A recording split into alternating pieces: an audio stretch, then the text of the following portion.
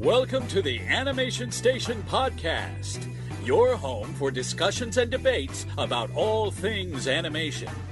Each week, we'll rank, review, and revel in animated shows from yesterday and today, and from around the world.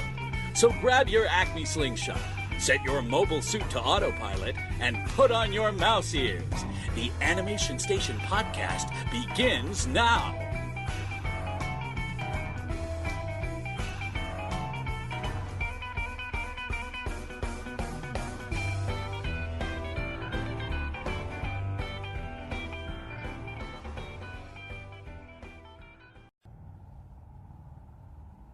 What's wrong?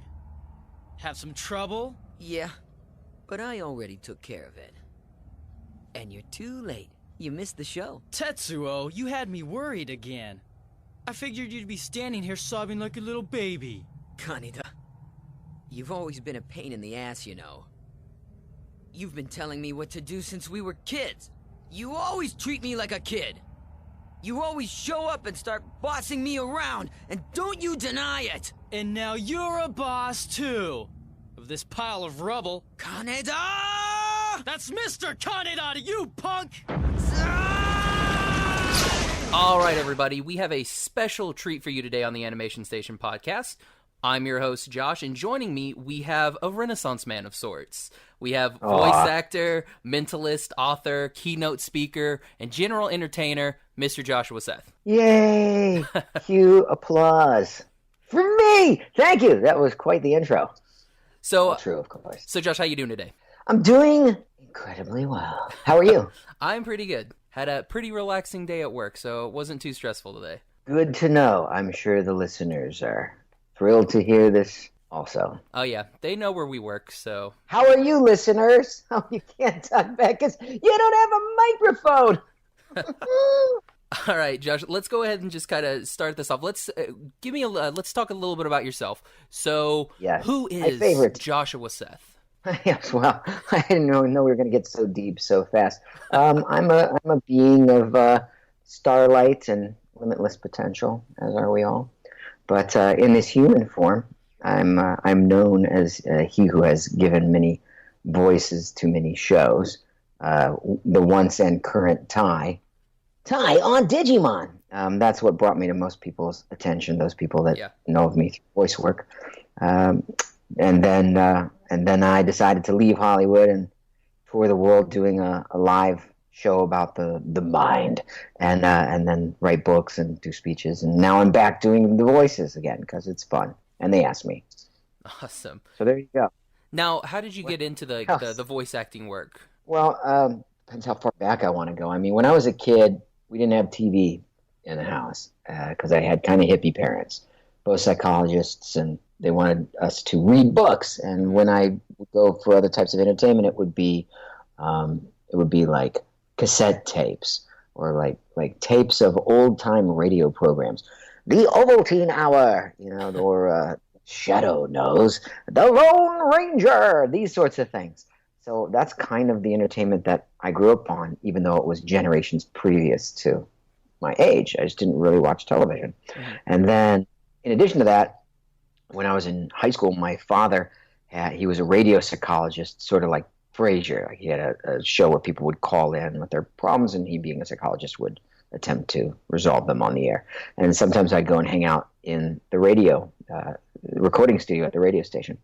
And so when I myself went to college, I went to Tisch School of the Arts at NYU in New York City.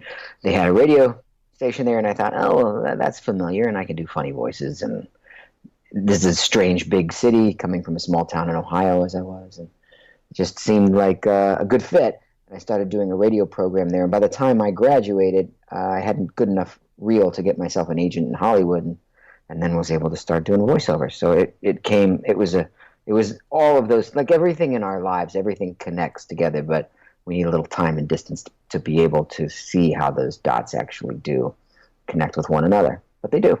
Awesome. So how did you actually getting into the voice acting? Like, what happened there? Like, what brought it to your attention? Oh, well, I saw a movie. I saw the original Akira, which I later voiced Tetsuo Mm-hmm. in, or I mean, to say it correctly, it's Akira, but the first version of it, the streamlined dub, it was Akira. So I saw that in a little art house theater in Greenwich Village when I was in film school, and it just blew my mind because it was so beautiful and the themes were mature, and I just felt like this is going to be the future of animation. And I love Bugs Bunny and what counted as edgy animation prior to that. Realize this is like decades before something like Adult Swim. Yeah. And anime wasn't even a thing yet. And I saw this and thought, wow, I'd like to get involved with this. Plus, I already had that burgeoning demo reel from my radio show. Oh, I forgot to mention that it was so late at night, I didn't really feel anybody was listening to this radio station. So I would call myself doing voices and harassing myself. So I would be the straight man. And then I'd call in, can we listen to some klezmer music? Man, this is a college radio station. So I had a reel of like 100 different voices that I was doing just to be silly. So it was really Akira that made me think, hey, maybe I can use this to be in the animation world. And then some years later when Pioneer decided to revamp Akira and redub it, and I got the call from Kevin Seymour to voice Tetsuo, everything just came full circle, and that was awesome and remains probably the favorite thing that I've voiced to this day, in terms of quality anyway. Yeah, because I know we did, to kick off our anime series that we did last month. That's a pun. Exactly. We worked really hard on it. By that, we literally walked by a Hot Topic, and there was a Crunchyroll thing, and it said anime, and I was like, let's steal that. But yeah, we did Kira to kick everything off, and it's still, even now, like 20 plus years later, it's still fantastic. It still looks good. Is it on Everything's Netflix? good. Hulu? It's on something. It's on Hulu. Now. And listen, dear listeners, whenever people are on Facebook or Twitter or what have you, and they say that they are fans or they like this or that show that I voiced, many times I ask, have you watched Akira? And they almost always say no. So you can't call yourself a fan of anime, not for real, if you haven't seen Akira. Wouldn't you agree? Like, I completely agree. Seminal. It's a sort of a foundational pillar of the genre. Yeah, my co-host Gavin, he hadn't seen. I think he had seen it once before, but we went and we finally watched it, and he was blown away. He was amazed at how good it still looked. He was like, "When did this come?" Still is, right? Yeah, it still looks pacing, fantastic. The music, visuals, all of it. It's a masterwork that I am proud to have played some small part in. Yeah, you're fantastic, and again, we talked about that on the episode. That your voice, still. I remember, the first time I heard you was Digimon, and you were probably the first voice actor I kind of connected being a voice actor with, because I was like, his name is Josh, and my name is Josh. Right. So, I think being, when that first popped up on, I've been back on Fox Kids, back in the good old days, and I was like, oh man, I like that. I used to promo Fox Kids because of Digimon. Next Saturday morning on Fox Kids, and then later on Kids WB, or even later than that on the CW. See, I just kept pitching my voice down, but I did those promos for years as well, which is a pretty good gig. It's interesting that you even knew what my name was, because there wasn't an IMDb or, we're so old, there was no interweb back then. So you had to freeze frame your VHS tape to see who had voiced anything, or it would flip past the screen so fast that nobody knew who the voice actors were. Yeah, I don't think and honestly, the way they used to do it on Fox is they would put it at the very bottom, and it would go really quick, and you would never get to see all of it because they would be playing the preview for something else.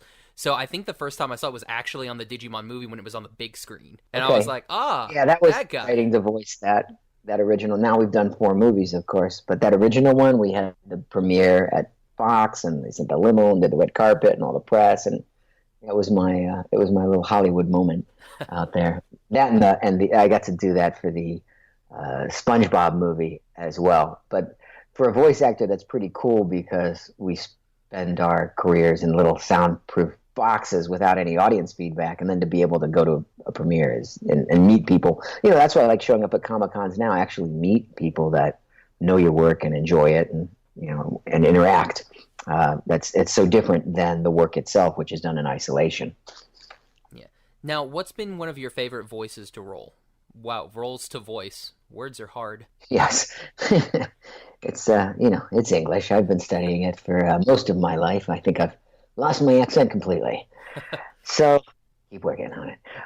The favorite voice. I've done a lot, but it seems like the easy answer, but the real answer is Ty, because that was really the only role that I did where I didn't try to put some sort of affectation on my voice. Even right now I'm being silly and I'm just sort of sliding in and out of, different vocal characterizations and such. And I just do that all the time and it's annoying. But with Ty, I made a conscious effort to just highlight that aspect of my personality that would be reflected in his crest of courage, as it were. Like, we all have different aspects of our personality. And as soon as I saw in the audition the visual of Ty, I put my body in the same physical pose, and I was like, okay, I know this. This is like me as a little kid. I remember there was actually, I don't think I've told this story. It just came to me right now. My little brother was being picked on, and there was going to be a fight, and we were standing under this tree outside our elementary school, and I stood there with my fists in that sort of Thai pose and stood up for him, and the other guy backed down, and nothing happened. But like, I felt that rush of adrenaline and energy and courageousness, and come on, guys, let's save the world, coursing through my body when I saw Ty, and thought, okay, I know this character. I'm going to draw from my own personal experience instead of just being silly. So yeah, it's my favorite because, not only is that the thing that gave me a career in voiceovers and that most people know me for, but also it's the closest to who I am as a person. I like it. And thank you for that exclusive story. You got a scoop. Now, you did... Josh, though. Oh, no. Now, you did... Josh, where? You retired from voice acting back in the mid-2000s, and you went on to become a mentalist and a magician. So what really prompted that turnover from leaving the voice acting industry and going and pursuing these other fields? Well, I'll tell you, Josh. I can tell you in metaphor, or I can tell you in actual story, or in rhyme. So I will tell you in metaphor. You ever prune anything? A tree, a grapevine? At one point I had like enough of a vineyard that I felt like I could bottle some wine, some of my own grapes and wine at over the holidays. It was tiny. I can't call it a vineyard, right? But I did have like some apparatus constructed in order to grow all the grapes. And the thing is, they shoot off in every different direction. And if you don't prune them to go in the direction that you want, you never get the growth of which they are capable. And what had happened in my life was it needed some pruning, because I was spending all day in recording studios in Hollywood and all night, I kid you not, all night on the weeknights and also on the weekends, doing a certain form of magic called mentalism, which is like experiments with the mind, effects with the mind. There's a place called the Magic Castle up in the Hollywood Hills where I'd perform on the weekends, where I'd do celebrity parties and events around LA, or I'd fly to Vegas for the weekend and do a corporate show or something and come back and voice stuff all day. And it took me about 7 years until I had any measure of success in voiceovers, and the same amount until I had any measure of success in the sort of magic and mentalism world. And then for 5 years, I rode out that success in the early 2000s until I felt like I was going to have a heart attack and die from exhaustion, from burning the candle at both ends. And I needed to sort of prune my life back to the point where I could fully devote myself in one direction or the other.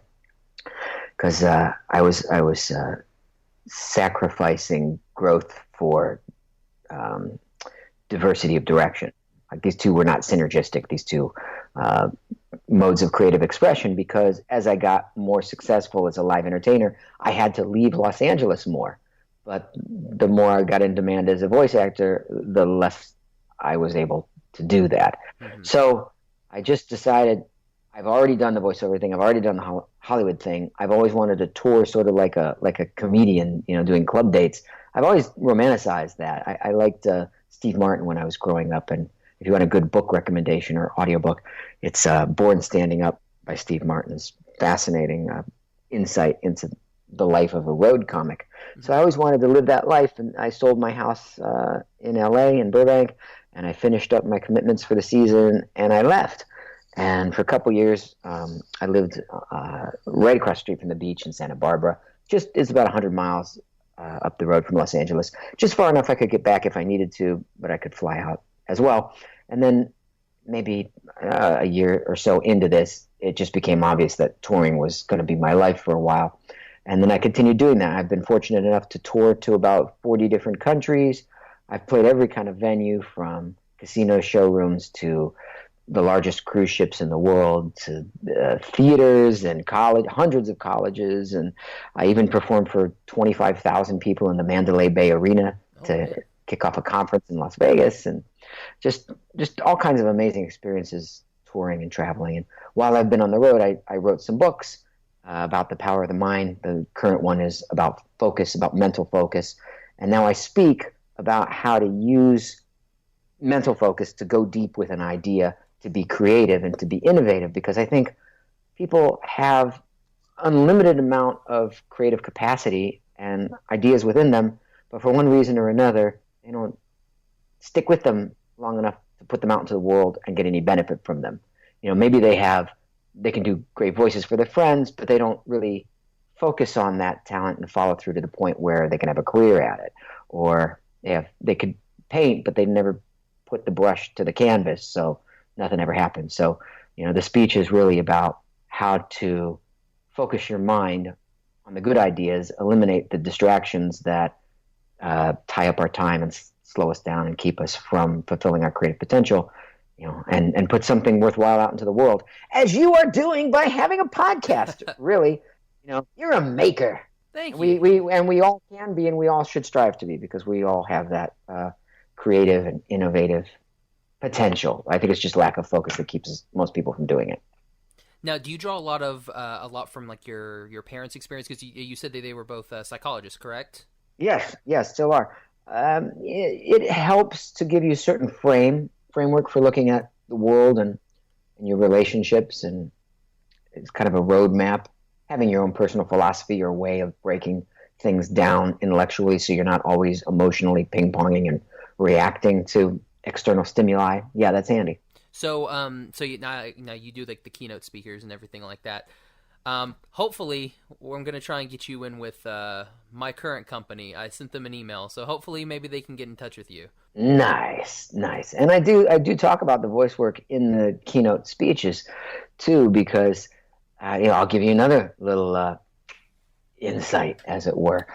In the speech, I talk about innovation and shifting your focus in order to look for solutions from a different angle, in a way that others aren't. Mm-hmm. And in my early years as a voice actor in Hollywood, I would look at a script and make choices based on what was on the page, which is what everybody does. It's what they teach you to do. But what I found is people have similar life experiences and they're drawing from similar cultural references, so they tend to make similar choices.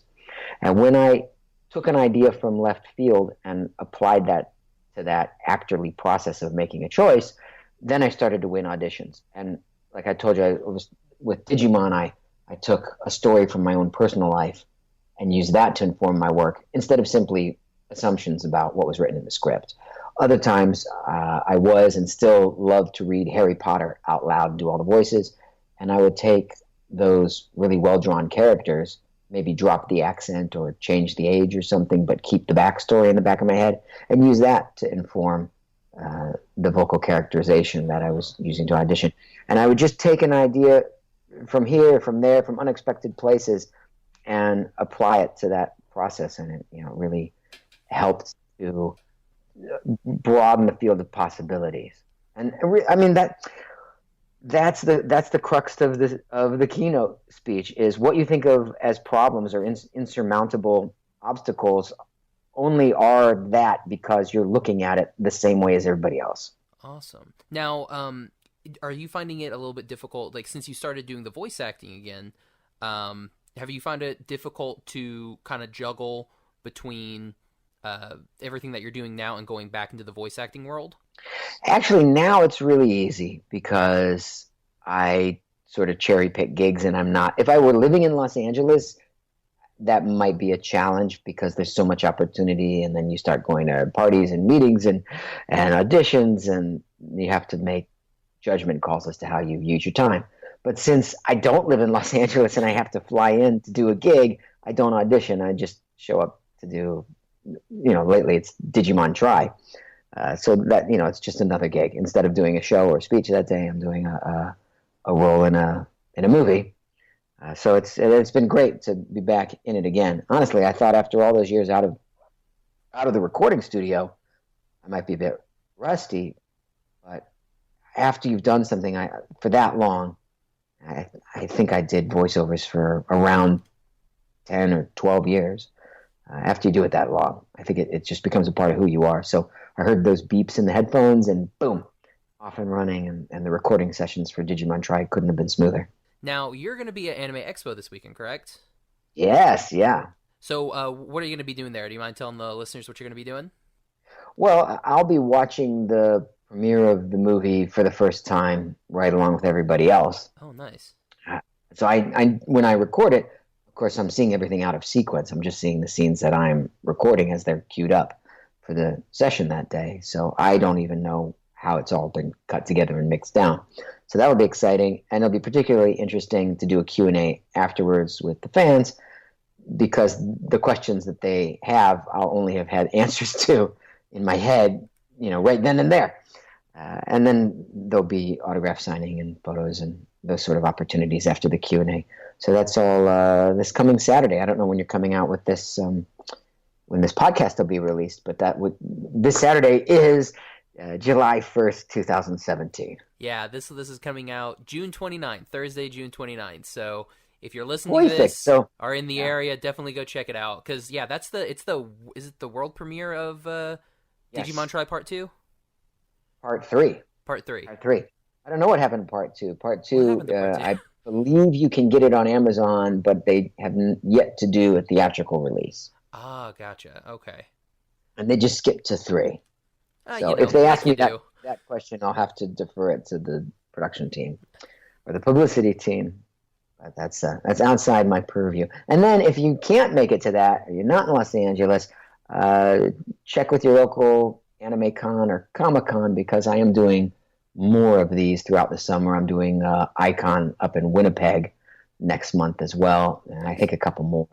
Or just suggest me to the organizers of your con, and I'll come by. Sometimes I even do a live show, the Mentalism show, while I'm there, just depending on what their schedule permits. Oh, sweet. Now, where can all of our, on social media and everything, where can all of our listeners check you out? Yeah, well, my main website is joshuaseth.com, and all of the links are there, of course. And if you're interested in learning voiceovers yourself, I'm just starting to put this together. I'd like to start doing one-day voiceover intensives. It really would have helped me to have someone honest and experienced guide me. Probably would have saved a few years.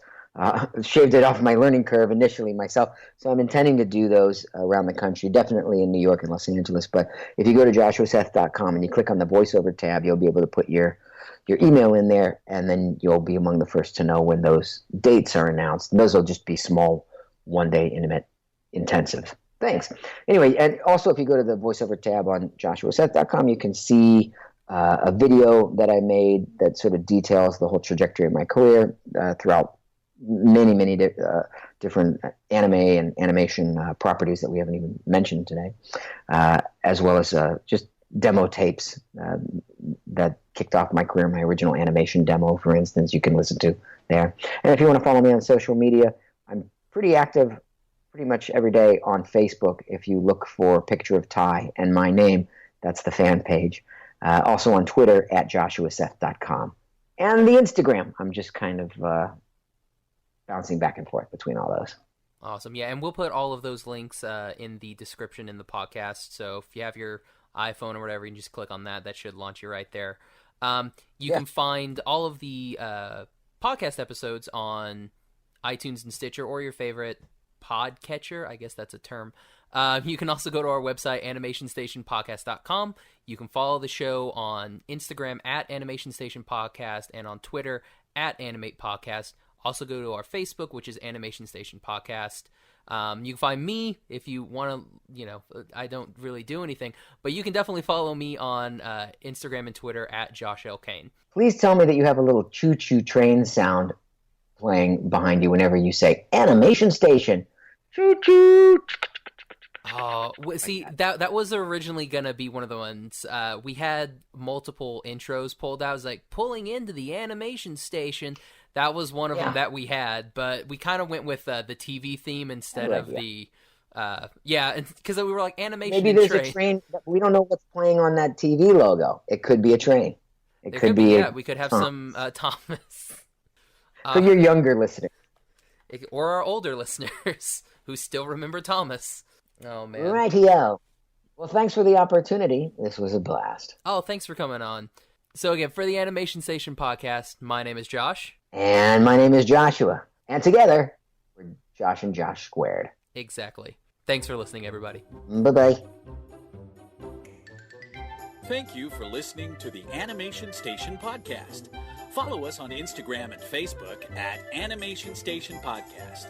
Follow us on Twitter at Animate Podcast. Subscribe to us on iTunes and join the conversation at secretsuperheroclub.com, where you can connect with our podcast friends, Cloud City Cast, Getting Into Comics, and Shaun of the Gathering.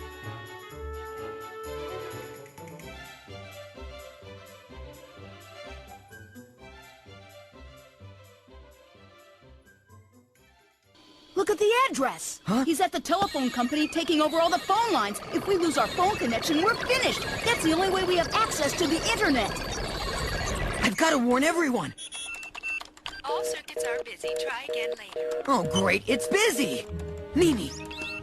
All circuits are busy. Try Come again on. later. How could that be busy, too? All circuits are still busy. Don't tell me. Didn't you hear me? But It's busy. I'm sorry, lady. All the phones are dead. That Digimon did it. Not a single call can get through. Huh?